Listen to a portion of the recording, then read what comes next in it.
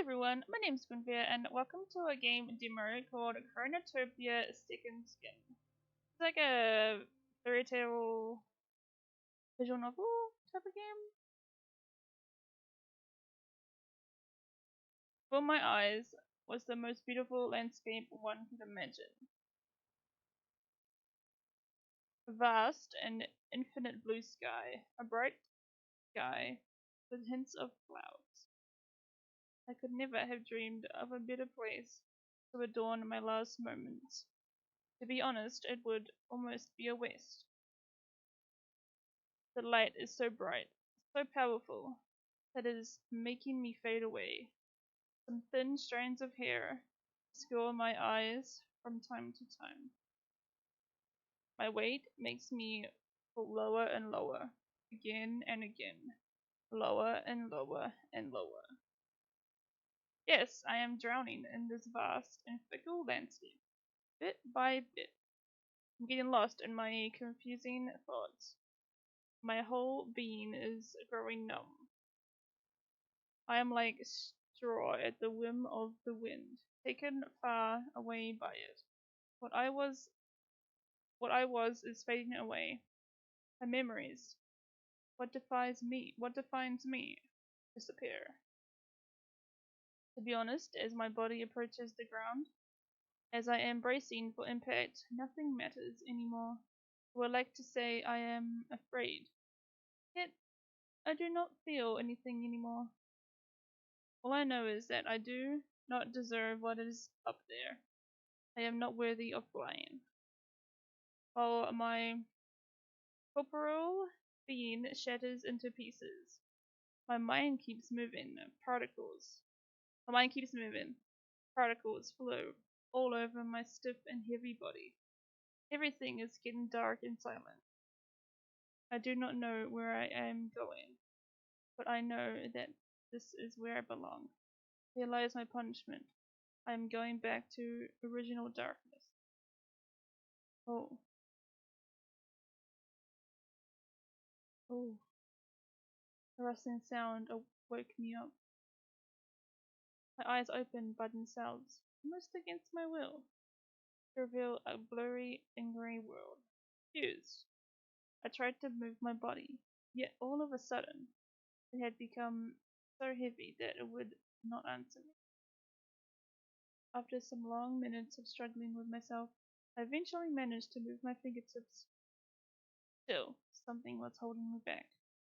Suddenly, I realized that I was not lying on my bed, that I was not waking up from a long and comfortable night.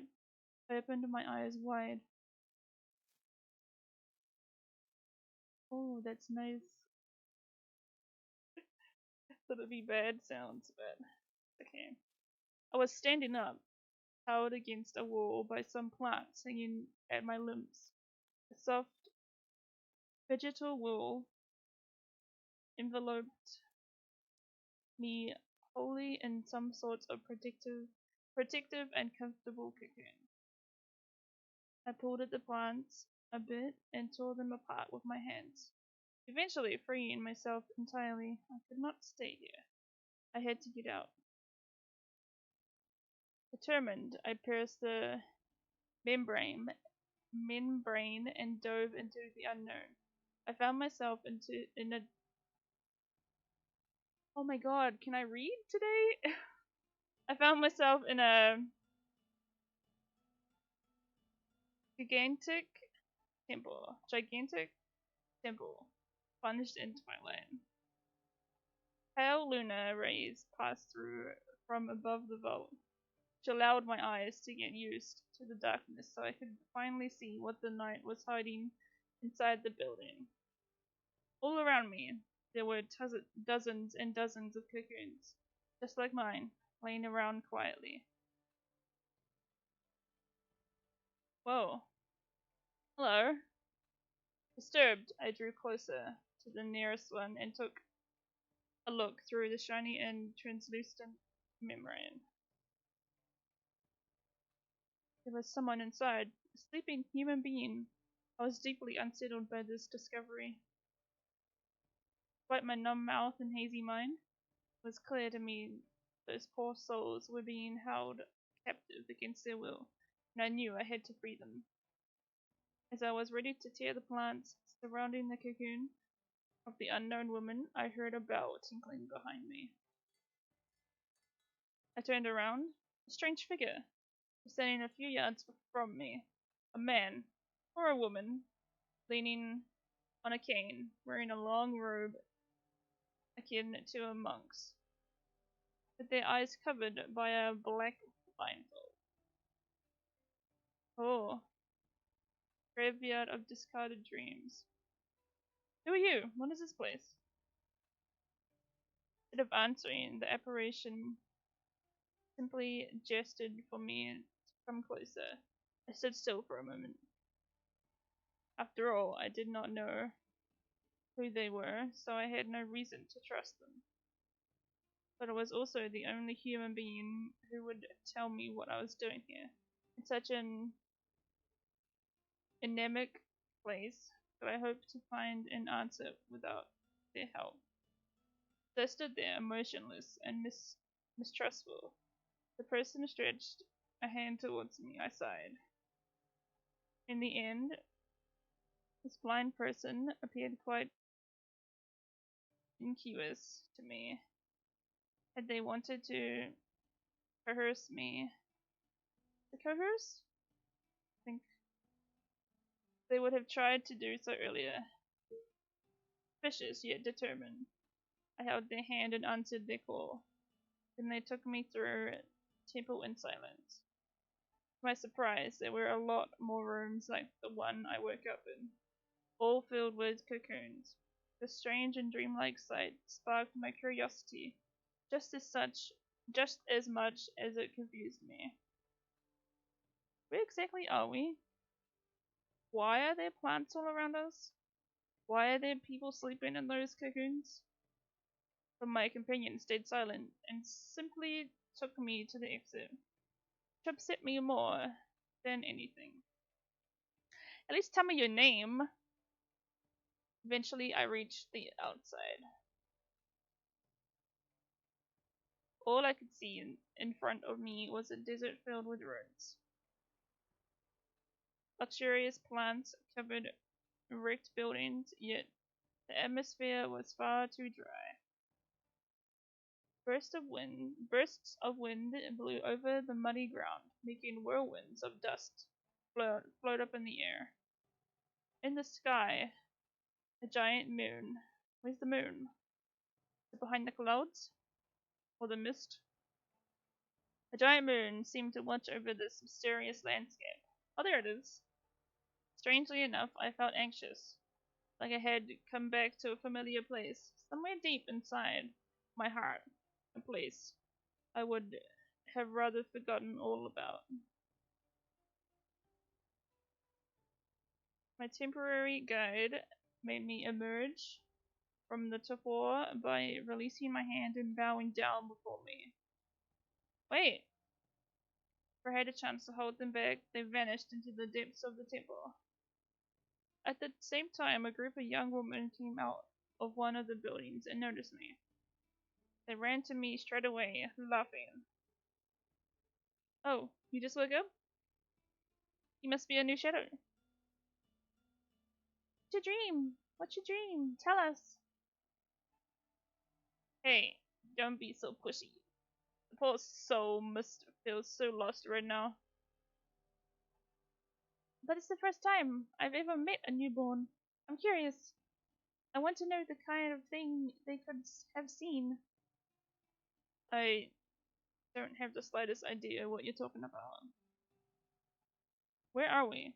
What is this place? Why are there people sleeping back there? Don't worry. We're going to explain everything to you, but first you must tell us your dream. Was it only a dream? I don't know anymore. I was cradled by plants, it was dark, and I had to get through them. But what happened before that? Before that? Think I was in the sky? Think I was in the sky. A deep azure sky. But that's the only thing I remember. Well, There's not a lot to talk about. If a newborn affirms he doesn't remember. If a newborn affirms he doesn't remember the dream, he must be a wavering shadow. We must take them to lies as soon as possible. You're right. His time is limited. Should hurry and find his dream. Lies? Limited time? What's the meaning of this? What is going to happen to me? That's simple. You're going to take we're going to take you to the wise woman of the village. She's the most knowledgeable person around. She'll know how to help you. Absolutely. And she'll explain the whole thing far better than us. My head was a real mess. I had no idea what was happening. So far, no human I had met appeared harmful, but nothing made any sort of sense, so I lazily let my new friends guide me through the rooms. We met other people along the way, men and women of all ages, wearing wide and rather warm clothes, which were probably shielding them from the wind and the dryness. Some of them were chatting on a doorstep, others were building some terracotta houses, and some were pulling carts laden with tools. One could have thought it was an ordinary village, if not for this peculiar and unspeakable feeling. It felt like these people were not entirely real, like this hamlet, excuse me, was in fact just full of shadows. Eventually, the young woman Eventually, the young woman stopped before a campfire. A small group was surrounding the fireplace. Move! Move away! It's important that we see lies right now. It's true. We may have found a wavering shadow. As soon as she had spoken, another voice, sharp yet soft, answered. Let me see. Villagers moved aside in a flash. Then I saw her. The young woman stood straight amidst the crowd, full of confidence. She was wearing a pure white dress that contrasted with the grey and dirty air. Cool outfit. The bright red cloak on her shoulder. She shook her brown hair, smiled mysteriously. Her piercing eyes saw right through my flesh, as if she put a finger over my heart. A sharp pain ran through my stomach and my skull. Her eyes reminded me of the sky, a great azure sky, and the coldness of the ground, where my guts spilled onto the floor. Lovely. I was falling. I was drowning. I was going to hit the floor. I was only fate's toy, a thing without a will. Yes, that was my dream. A fall. But was it really a dream? The wind blowing in my hair felt so real. The light so bright. And before that, before falling, I was on a lighthouse promontory. I was watching over the landscape from the top of the tower. The air was fresh, just warm enough, and the sun was caressing my skin. But despite all that, I jumped. Ugh! I jumped. I was the one who did it. I killed myself. But why? I, I do not know. I do not remember why I did it. Oh, shoot. I finally came back to my senses. The young woman was staring at me with a large smile. You just got a piece of your memory back, right? I got our discarded dreams. Who are you? Ah, how stupid of me. I did not introduce myself. Where are my manners? My name is Lies. I'm this village's wise woman, and I'm going to be with you during the inner journey you're going to make in the following days. I I don't get it at all. What am I doing here? What is this place? Don't worry. My job is also to tell you about the rules of this world. Let me begin with an overview of what's going on. And you can ask me anything you want. Is that alright with you? Yes. Not like I have much of a choice, do I? Subject personality? Deeply pessimistic. I see. I see. Then if this is then if this how this is how if this how you're going to be, go on. Ask me anything on your mind right now. What do you want to know? What exactly is a shadow? By nature, a shadow's existence is cryptic. You wake up someday in the temple. In the temple, you use your time as you see fit. Then one day you go back to sleep without any explanation. That's what we call being born and dying. But that's not really the best way to describe it, because you can wake up multiple times or sleep forever. It's the tradition for each shadow to be given a name based on the dreams that they had while they were sleeping in their cocoon. It is said that those dreams are in fact memories from your previous life. Your presence here is some sort of transition. If you manage to put on your previous life behind you, for your previous life behind you, you will be able to come back to life and have a second chance. If not, you will be stuck here. Does this mean I'm dead? Probably. This is not how you pitch it afterlife, right? Well, let's say it's rather surprising. I suppose it would be better if one knew the basics of meta metempsychosis psychosis oh my god, metempsychosis beforehand, but that is not very common. Strangely enough, as long as we're alive, we never worry too much about what comes after rebirth and transmigration of souls. These concepts seem so distant to us. And when it is time to die, nobody is ever ready. What exactly happens during the shadow's birth? What is going to happen to me? Oh, that is quite simple. Village council will gather to give you a name and will let you live amongst our tribe until the next time you are called to sleep. If you wake up once again in the future, we will give you a new name, and so forth. That's it. Most of it. That's the usual process when someone wakes up with clear memories of their dream, at least. Sometimes a shadow only has partial or blurry memories, so we can't give them a proper name. That's what wavering shadows are. People stuck between worlds, whose flame could vanish at any moment. Where are we? Right now, you're in the timeless space, which doesn't have a real name, but you can think of it as a purgatory. So we're in purgatory right now. Okay, seems fine.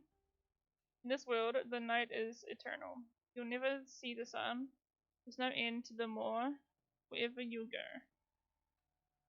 Nobody knows if it leads anywhere at all. Nobody knows where these ruins come from, and nobody knows why we're the only ones wandering here.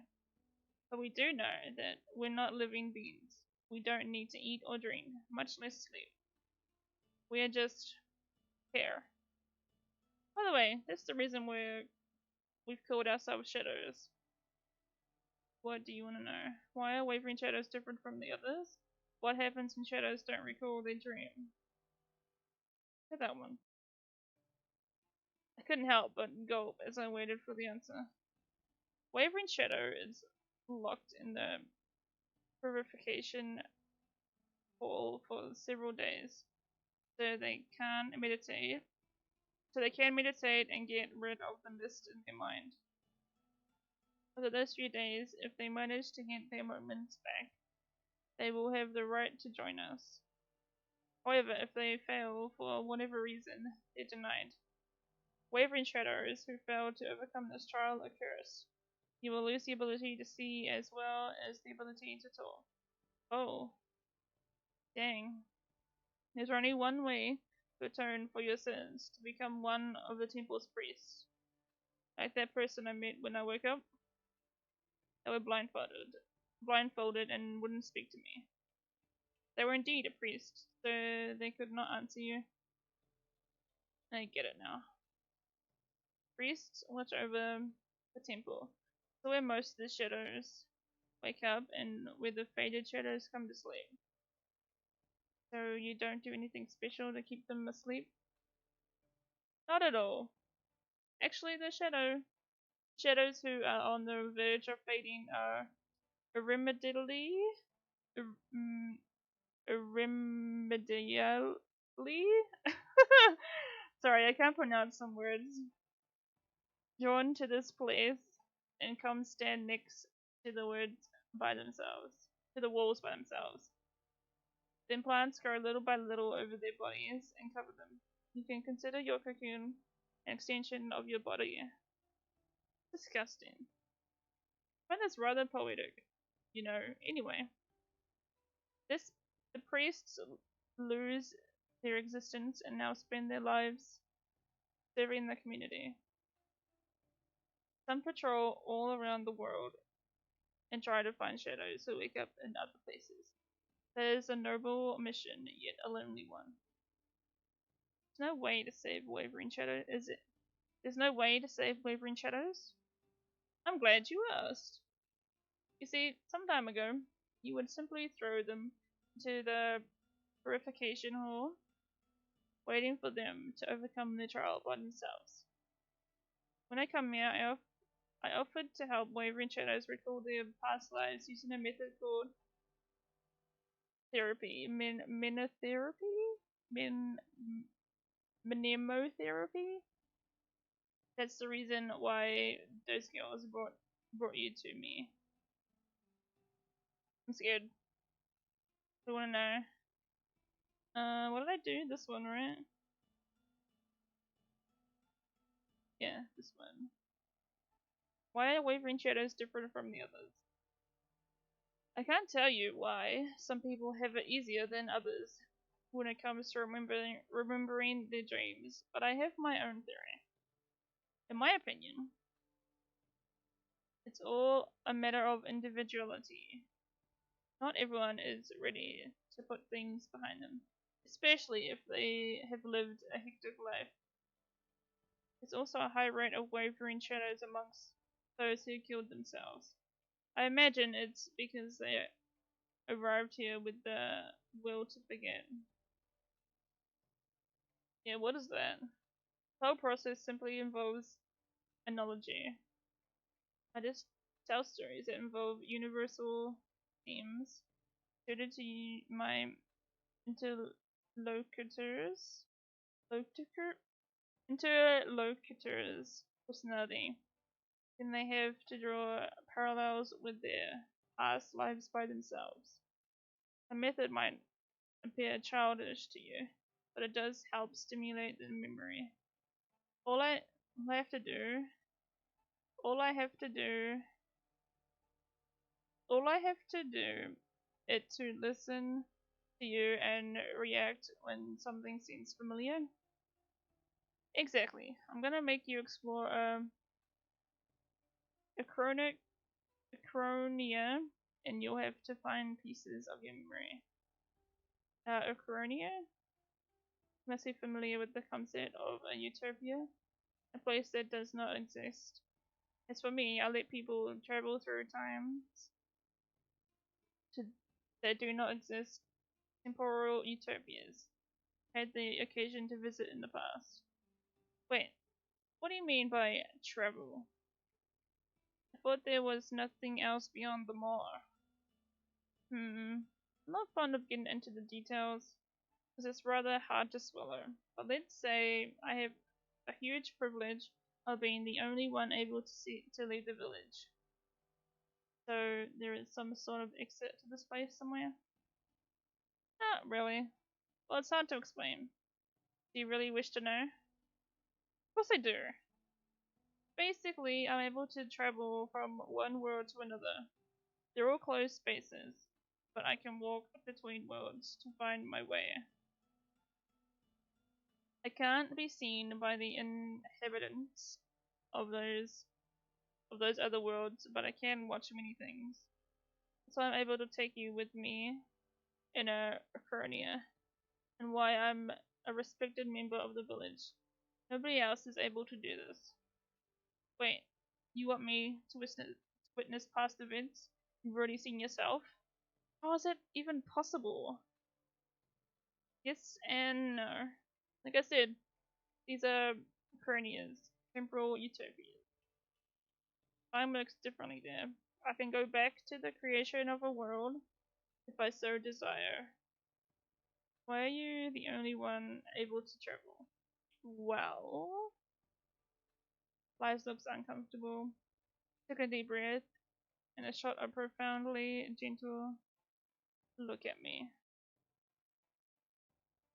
Well, shadows are not really people to begin with. And the thing you see in your dreams are not really from your past life. In fact, we're ideas, all of us. Our dreams are our concepts. But a concept is a shifting thing, so it's quite normal to be put to sleep and come back to life as a new variation of that concept. The thing is, nobody here realizes it, or rather, nobody wants to admit it, because if there's an idea, then there's someone who thought of the idea, and being the toy of some unseen being is not pleasant.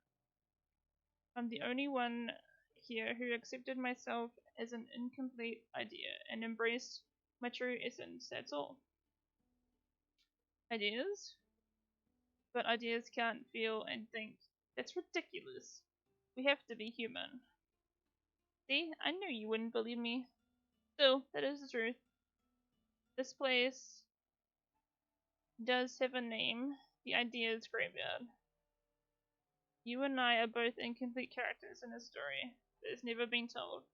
That's why we're doomed to be born again and again, hoping to achieve a final form and obtain the acceptance of our maker. It's preposterous. You know what? Forget it. You have to be you have to be a human being. I was only joking. Haha, that was so funny. I knew it. That was one weird metaphysical ramble you went on. It didn't make a lick of sense. Anyway, how do you manage to travel from one world to another? With magic. I'm a witch. Voila! That's nothing more to know about me. We can learn how to use magic? No, you can't. Only I am able to do it because I'm special. I'm the chosen one. Oh, I see. I get it. Should have told me this sooner instead of rambling. I hate you so much sometimes. What do you want to know? Tell me more about Chronos. Tell me more about what happens next. So that one. Like I said earlier, Chronos can be defined as events, most often paradoxical ones lost in time. I especially focus on fairy tales, not only because they're well suited for the exercise, but because everyone thinks they already know about them, which means probably think you know everything about the original fairy tales, right? However, there are dozens and dozens of versions for each story, and they all come from various lands in the same country. Sometimes the story can unfold in an entirely different way. If you think about it, how can you tell what is wrong and what is right? I've got the answer. Really? Today, I'm going to show you the truth behind a fairy tale you must have heard about. I'm going to show you what really happened, and you'll realize that that different versions of the story do not necessarily contradict each other. It's actually quite the contrary, that they are all true at the same time. I'm not sure I understand what truth there is in fairy tales. You'll understand when we get there, trust me. If I was being added to the archives. Yeah, take this. Each time you will be confronted with a lesser known fairy tale, you will be able to take a look at my notes. Not much, but I hope you will find them instructive. Do you want to know? Oh, cool. Emma's next. You're the curious kind, I like it. To be honest, I'd rather have active and keen companions, ready to face up to any challenge. It's a lot better than having lazy ones who just follow you without ever saying a word, hesitating at every step. I hope this means you were in the former category. Well, anyway, we're both going to the oh my god. Can I read, please? Please, please, please. Purification hall, and I will perform a ritual to take your soul with me. Without your body, you'll just be a drifting perspective, a mere spectator. I'll let you witness the events of the story without intervening. The rest will be up to you.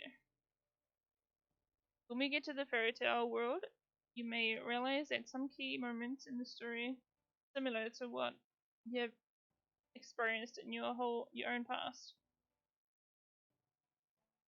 What's that?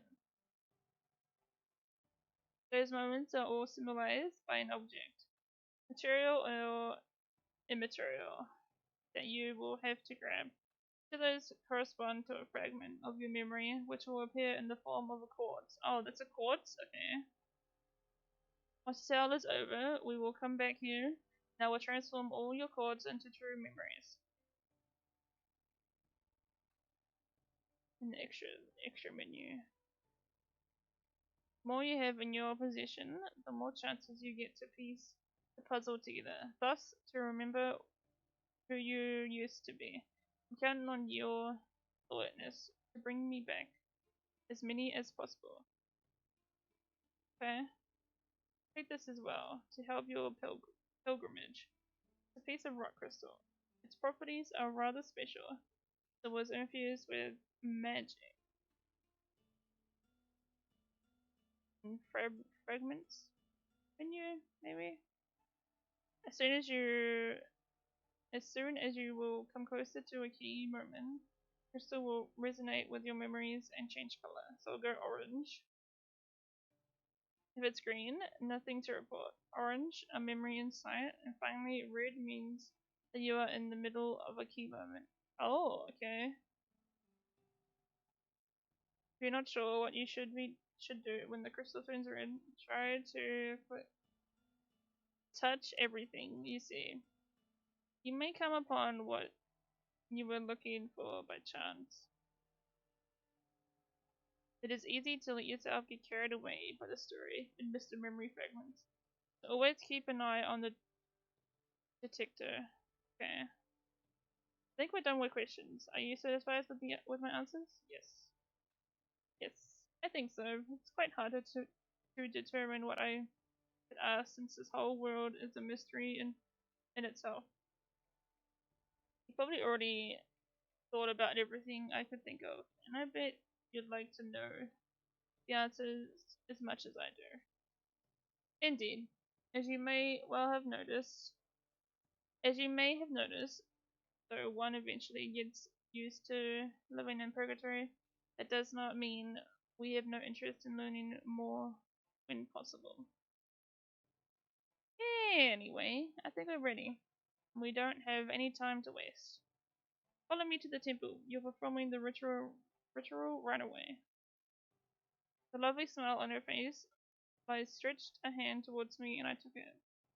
Though I did not understand everything about the purgatory I was in, felt like I had nothing to lose by following her.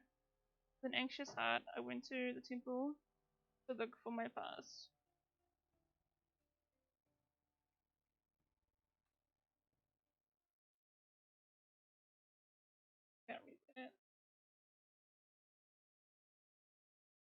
Sorry, I can't read that. Something about Utopia. Once upon a time in a land far, far away.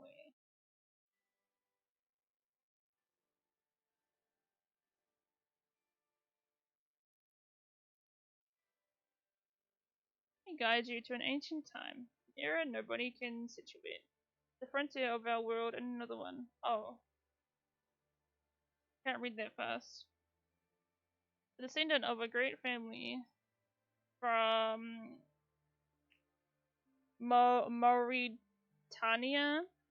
The princess was as wise as she was beautiful. With her thirst for justice and strong personality, she was soon handed the reins of the country. Her wealth came from a magical donkey she had inherited from her ancestors. The animal could make gold and jewels at will that she collected to erect roads and buildings which would serve the interests of her people. Under her reign, works of art and of all sorts were developing, and her people lived without ever having to bear hunger since she always found a solution. The attention she had for her people, as well as the vast power her wealth gave her, made the young princess hugely respected across the country. Everybody praised her. God seemed keen. God's God seemed keen on satisfying her in return. The princess indeed fell deeply in love with a young, inexperienced but honest noble, who had eyes for nobody else. He was from a famous family of 12 sons, and he was one of the last born. He lacked attention, and so desired to settle himself far from them so he could write his own tale. She gave him love and respect, and he asked for no more. From their marriage, a daughter was born, and she was already on the path to being a wise and brave, being as wise and brave as her mother. Year after year, the king and the queen ruled together as fairly as possible. The magical donkey from which came their wealth was treated well, and the couple's life seemed perfectly desirable. A magical atmosphere hung over the realms, hung over the realm, and there were rumors the queen had to be part fairy to meet success in everything she was doing. Thus, no other country looked more like a fairy tale than this one. As the couple were enjoying their life, full of ideas to make the country a better place, misfortune eventually struck. The queen, who everyone thought invulnerable, fell critically ill. Even though the king called best physicians in the world, nobody was able to find a cure for the sickness which was devouring the queen from the inside. Days passed. Citizens were getting more and more restless. The family more depressed, but to no valid. Realizing she was going to draw her last breath, Queen called her husband next to her deathbed. She was still young, and she would have gladly kept working on all major undertaken projects. But she was even more remorseful for leaving her husband and her daughter so soon, as she loved the both of them so tenderly. So many things to do, so many memories to have, so many beautiful moments to live. Alas, pain was carving a deep chasm into her breast. As the king leaned over her, stretching a hand towards her, saddest look he ever had, she was struggling to tell him her last wills. Her face partially paralyzed and ridden with painful spasms, Queen exhaled excruciating moans. My dear, this is the end for me. Hush! Don't say anything. Don't wear yourself out. I still believe. I have got to believe. Oh, that's the king. Whoops. I still believe. I have got to believe. We will find a cure and you will be better soon. I promise. It's hopeless. I know this. No. I cannot believe it. Before I depart, I would like I would like you to do something for me. I love you, and you know it, and I love the young princess too. I cannot stand imagining you crying over my death for too long. I want you to be happy above all else. What are you trying to say, my dear? I know how you are. You will not be able to accept my death. You have always searched for my eyes, for my attention. I already know all too well how sad you will be. But you will not be able to mourn my death until the end of time. I would rather follow you in death than live without you, my lady. How silly of you. The kingdom needs you. Our daughter needs you. Don't leave them behind, even for my sake. But I, but I, sooner or later, you will have to overcome my death. I want you to live, my beloved. My beloved, I want you to live for me. I will never stop thinking about you. Then, please, allow me to request something of you. I insist that you remarry. Find someone who will make you happy again. Someone able to take my place by the people, by our daughter, the princess. But I cannot do this. Nobody will ever replace you in my heart. I know it is painful. It is painful for me as well. Deep inside, I feel so angry imagining you in the arms of someone else. But I am not selfish. I want you to be happy above everything else. If I am not here anymore, I want, or at least a woman as wise as me, to know how to heal your heart. This is my last wish. How could I fulfill such a cruel request? You are the one my heart craves, the only one. Queen laughed sadly. It was causing her excruciating pain. Soon it was near impossible for her to talk. Her eyes were getting more and more obfuscated, to the point that she was unable to make out her husband's grieving face as he cried beside her. Pushing a hand toward him, towards the light, she tried rubbing his cheek one last time. Regretful, she could not help but silently shed some tears. The aching was becoming so intense, she was losing her touch with reality. My fate is such a cruel one. I only want to live by your side, to bask in your innocent smile for all eternity. Yet I have to go. That is God's will. I do not know. I, I do not want to. Of course, I do not. It is too soon. There are still so many things I have to do here. It is too late, however. I cannot do anything but face it. The mere idea of being replaced is harrowing. Imagine someone else living in my quarters, ordering my retainers, settling in my home. Think about someone else in your arms, embracing you, kissing you, giving you new airs. Think about someone else getting the affection of my daughter, in her wedding, raising and supporting her. It is making me die inside. Jealousy eating what remains of me. I would rather still be here. I would rather have lived those beautiful days forever. But it is impossible. Therefore, even if it pains me, even if the thought of is unbearable, you must find happiness. You must forget me. And that is so painful to me. Probably thought I would face death with dignity, stoic, and calm. That is how people see me. However, I am only human after all. Wish I had more. Wish I had been more righteous. But through this pain that is tearing my body to dust, all that remains are regrets. Thus they bid a tearful farewell to each other. Some time later, the queen died in unbearable suffering. The king was inconsolable.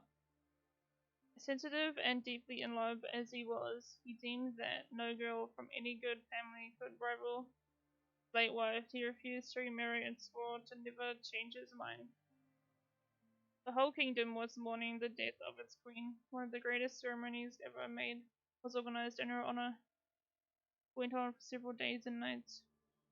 Whether farmer or merchant, rich or poor, each citizen took part in the funeral. It decorated the city with lanterns in several places. Some water lanterns were even put on the great lake for her sake. At night the candles could be seen all the way from the lord's castle. The young princess, as sorrowful as her father, found comfort in admiring those lights. Those flickering lights looked like spots of hope. However, the country seemed to be consumed by a steadfast evil, harbinger, harbinger of storms. Thus, things would never be the same again. As the years passed by, the kingdom slowly declined. Since his wife's death, the king had lost any hint of motivation and could not bring himself to do anything. He cancelled all the current great works the country was working on, thinking they had all lost meaning without her. He locked himself up in stillness and silence. Citizens felt neither heard or supported, and discontent was growing. Yet the king did not care. It almost seemed like he was trying to be hated by his people. Only the magical donkey was keeping the kingdom from going bankrupt. However, the inevitable happened. The donkey's fame went beyond the kingdom's border. Several neighboring and wealth-seeking lords tried to invade the lands, leaving them scarred by wars. The once lively castle was now a shadow of its former self. Artists and merchants were fleeing, one after another, looking for more spacious lands. The people had lost all faith in their lord. First, the king's empathy and experience were convenient for the nobles, since he was handling the country rather poorly and was showing no signs of resistance. Opportunistic councillors took advantage of this to seize control of the realm, get richer behind his back. However, the decadent mood was not so convenient anymore. For some time, but wasn't it merely too late? Councillors realized that there was nothing to be expected from the current king, who had become impassive. They had to do something fast for the greater good. Why is it so quiet? Factions appeared. Some thought the king still take care of the realm until the princess's wedding, with whom would become the new king. Others hoped for the princess to seize the throne earlier than expected, while some others advised the king to find a new wife who could revive his will, or even that he go back to his homeland and leave the country with a new government. The most extremist nobles had no problem suggesting taking care of the king once and for all, but that last option would not satisfy anyone.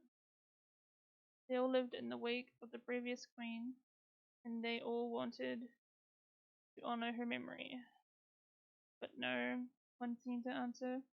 No one seemed to understand what she had been trying to build. That's a lot of reading. Because of those little struggles, King Hubbard was asked day after day to find a new wife. However, he was still obstinately refusing to do so. Most faithful councillors were growing desperate. But your excellency, the whole kingdom's fate is at stake. You cannot remain impassive while some are scheming for your death or your replacement. Exactly. Your lack of action is folly.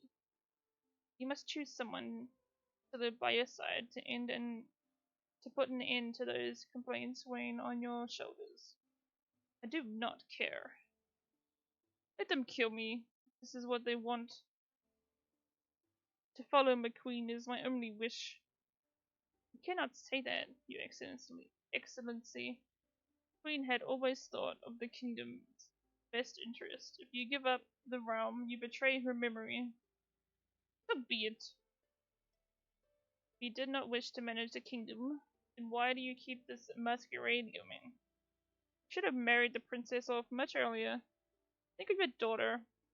It is time for you to see something else. My daughter? The princess? My daughter, the princess, may hate me for all I care. My whole kingdom, too. Nobody will ever be as great as my departed wife. But my lord, enough. I do not want to see you anymore for today. Be gone. Leave me alone. Dang. Horrified, the councillors could feel the kingdom's ruin looming. Or some were already planning a coup. And suddenly, with one another to seize some arbitrary throne, the loyalists thought they had to find some way to pierce through the king's wall. Sorry, I can't pronounce that word. That was just in there. I don't want to butcher it either. I just said coup. To get a better understanding of the king's psyche, they called an old druid. Go and try to convince King Tharbird to find a new wife. We are ready to do anything to make him change his mind, regardless of whom would be the wife he chose. Do not worry, sirs, and sit by.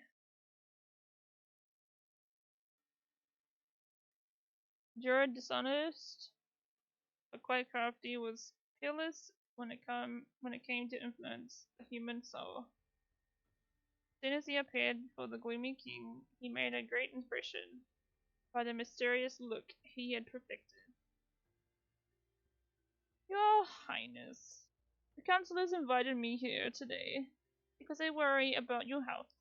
Speak freely. What is weighing on your heart?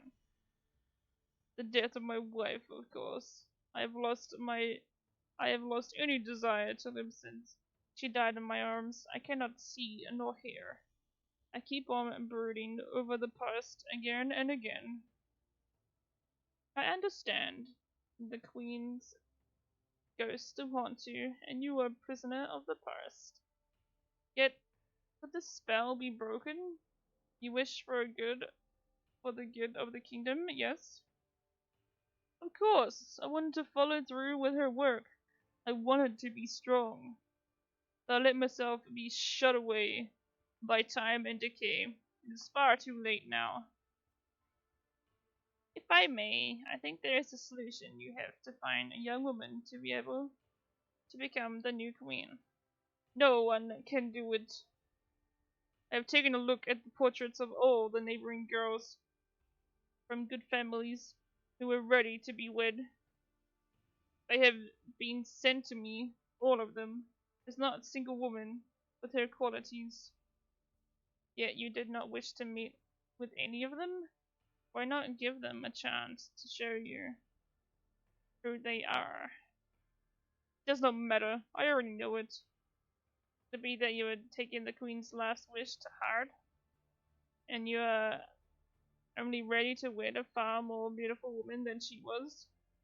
Beautiful is indeed enjoyable, but I do not really care about it. I only ask her to be wise, smart, and righteous. You look for someone who shares her traits. King stood still. Given the awkward silence, the druid knew he was right. The king did not want just any princess. He wanted someone who seemed like his departed wife as much as possible. And if there were a Moorish princess, would you consider marrying her? Maybe. Your Highness, I No, only one such person, one righteous and wise princess, who looks exactly like our departed queen. She lives near you at the moment. And who might she be? I have a portrait of her with me. I think it's the only one you did not glance at. Really? Why would my counselors hide this mysterious princess from me?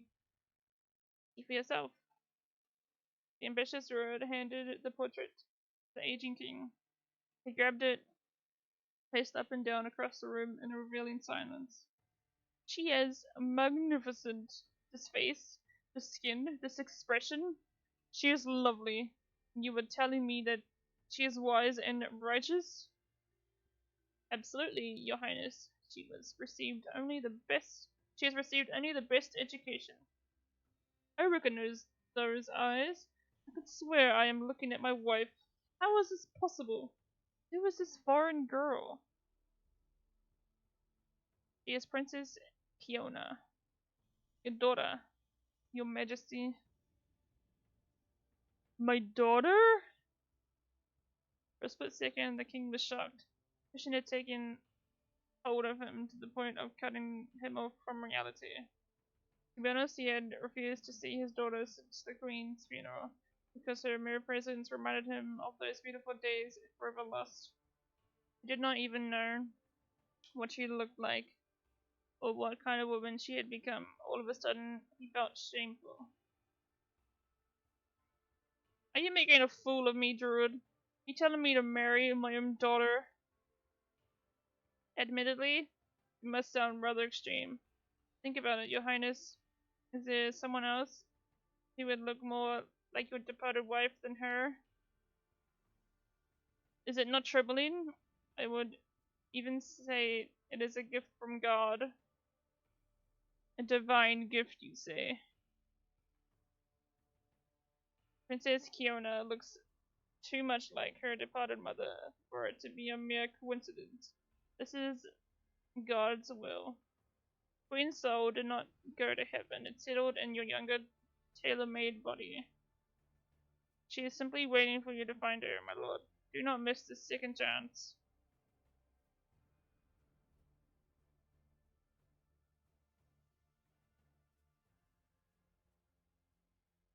I think I might leave that there. I think I might leave this episode here. It's really interesting. Really interesting so far. I like it. I like the art style. It's really good. But anyway, thank you so much for watching. And everyone, stay amazing.